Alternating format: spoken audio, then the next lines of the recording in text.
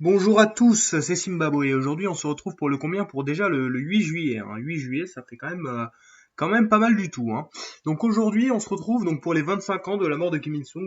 Donc un événement qui est plutôt triste, hein, qui est arrivé il y a 25 ans en fait. Donc le grand Kim Il-sung, hein, pour ceux qui ne savent pas, le tout premier dirigeant de la Corée du Nord, donc dirigeant de 1948 jusqu'à 1994, donc presque un demi-siècle.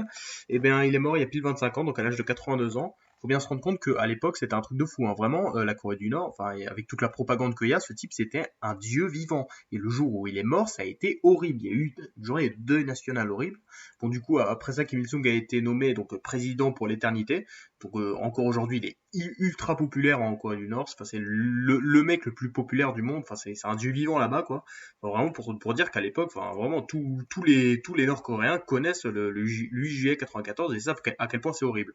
Et du coup, c'est son fils qui lui a succédé, donc Kim Jong-il, voilà, donc pendant 13 ans, donc un double menton, mais un petit peu moins prononcé.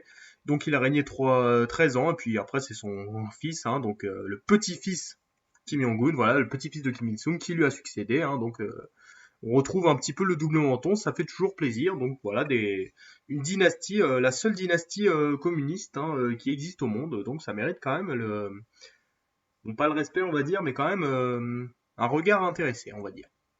Aujourd'hui, c'est aussi l'anniversaire d'une grande bataille, la bataille de Poltava, grand événement de la Grande Guerre du Nord. La Grande Guerre du Nord, on en a déjà parlé pour ceux qui ne se rappellent pas.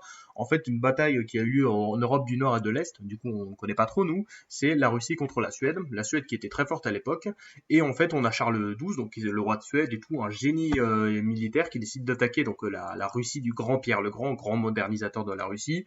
Sauf que le problème, c'est que comme il fait super froid en Russie et qu'il n'avait pas prévu ça, et ben il perd toute son armée à cause du froid. Puis du coup, Pierre arrive pour le défoncer dans la bataille de Poltava. Grosse victoire russe, horrible. Charles XII est obligé de s'exiler à l'Empire ottoman. Il y restera 5 ans, donc gros truc horrible. Et c'est juste pour dire que on dit souvent ouais, Napoléon, Hitler, ils ont fait de la merde en Russie. Et ben Charles XII, c'est exactement pareil, ça se faisait aussi au XVIIIe siècle. Donc on peut faire un triplet de Charles XII, Napoléon et Hitler. Même si c'est pas tout le temps la même chose, on retrouve quand même de grandes ressemblances et c'est toujours intéressant de voir que la Russie est un pays quand même qui est très fort militairement, il ne faudrait jamais l'oublier. Et aussi vive Pierre le Grand. Aujourd'hui, ceci est la mort d'un autre homme, un homme qui est mort il y a 76 ans, très important évidemment, Jean Moulin.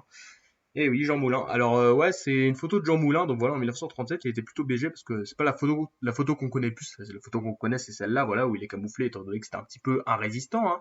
Parce que ouais, il faut savoir que Jean Moulin, oui, ça a été un résistant, voilà, président du Conseil national de la résistance, hein, voilà, contre les méchants collabos, hein, tout ça, on connaît quoi. Mais après, il s'est fait arrêter, puis il s'est fait torturer par Klaus Barbie, donc un Allemand, d'ailleurs qui est parti en cavale en Bolivie qui a été retrouvé en 1987, donc 40 ans plus tard, et qui a été extradé en France et qui a passé 4 ans en prison. Donc, vraiment une histoire de fou, quoi. Et donc, voilà, Jean Moulin, un grand homme, évidemment, qui s'est battu, même s'il faut pas oublier que, bah, à l'époque, c'était un terroriste, hein. C'est quand même intéressant de voir ce genre de choses, hein. C'est comme son pote de Gaulle, hein. Et ouais, donc, en 1964, on a donc André Malraux qui fait un grand discours pour donc Moulin qui va au Panthéon avec comme président de Gaulle. Donc deux anciens terroristes, hein.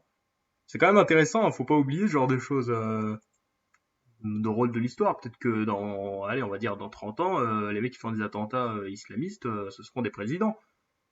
Bon, est-ce que ça va arriver? Je ne sais pas. Est-ce que mon exemple est bien? Je ne sais pas. Est-ce qu'on va me prendre pour un type musulman intégriste? Peut-être. Mais ce n'est pas ma volonté. Pas d'amalgame, s'il vous plaît. Bref, Jean Moulin, un homme de qualité, vraiment, qui s'est fait torturer. Coup dur pour lui. Il ne le méritait pas. Donc voilà les trois événements pour aujourd'hui. On a la mort du grand Kim Il-sung, hein, évidemment. On a la bataille de Poltava et on a la mort du grand Jean Moulin. C'était Zimbabwe. Merci d'avoir regardé. Bisous.